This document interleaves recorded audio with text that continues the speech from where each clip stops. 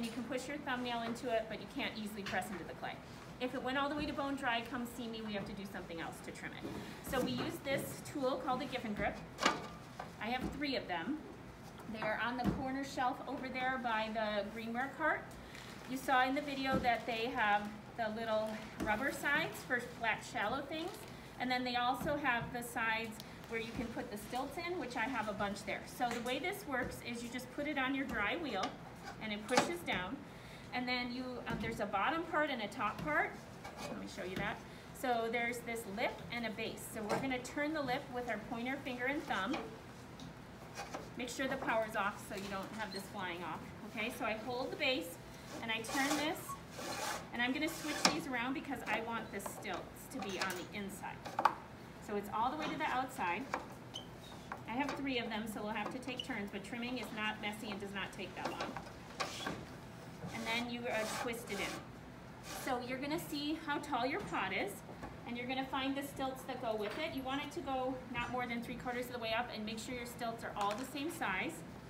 They have rubber on them so they won't wreck your pot. And then you hold the base and twist it. You might have to move your pot a little bit. And then you need some soft clay so you can just get it out of the green bin. Today I have some here for you guys. You only need a little bit because what you're gonna do is just support it.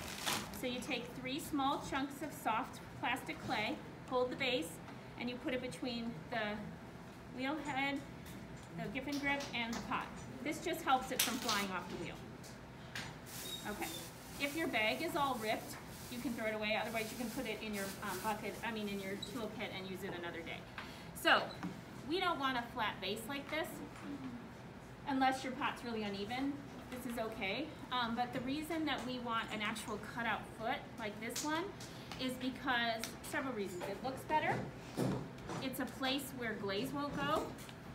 And then also it prevents condensation because you're creating an air pocket in the inside. So if you ever had a cup of water on a hot day and you put it on a coaster and you lift it up and the coaster comes up, that's condensation. So that prevents condensation. So we're going for that kind of a look here. So the tools that you guys will use are in your bucket. They're the small loop tool, the wood knife, and possibly the big loop tool. Those are the only tools you'll need. It's not very messy, so if you don't want an apron, that's okay. So you want to, just like when you're throwing, scoot your butt way in so your hips are at the wheel. Your foot should be on the pedal. Power switch is here. If you're right-handed, the switch is all the way up. If you're left-handed, all the way down. And when we trim, we go pretty fast, medium fast. Let's show how to check our pot first. So you tap the center, and if it's really thin there, we have to be careful when we trim there. Normally the sides are pretty thick and we're okay trimming the sides. So I'm gonna trim the sides first. I'm gonna use the little loop tool. I like the square end. And this is the shape you're gonna hold it. Like this, instead of like a pencil. Your elbow will go in your hip. Your left hand will hold your wrist. And you're gonna hold it at a little bit of an angle against the pot. You're gonna go medium, fast speed, and press against it. And it will come off in chocolate curls. And you can come up and down the pot. You don't move with the pot. You stay at 3 o'clock. Now the shavings are going to go everywhere. So at the end of class, so we don't walk around and produce too much dust, I have a spray mop and a dustpan, and that's how we clean up. You don't sweep up clay because that puts dust in the air for 3 days. Okay? So I'm going to do the sides first, and just till it's pretty because you're practicing. Eventually you can cut an actual foot. So I'm coming around. Elbows are in my hips.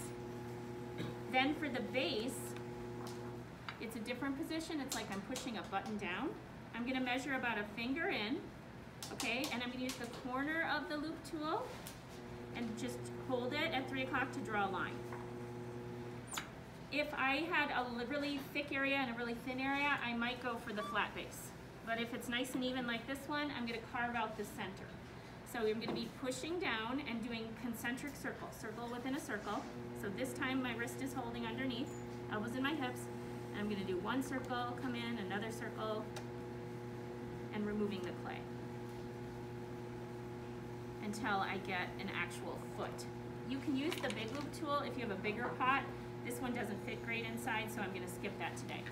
After you trim it, you want to do something called burnish it, because you used a sharp tool to trim it, So you need to use a smooth tool to smooth it or burnish it. So you hold it the same way, elbows in your hips, you smooth the sides and the inside to make it smooth.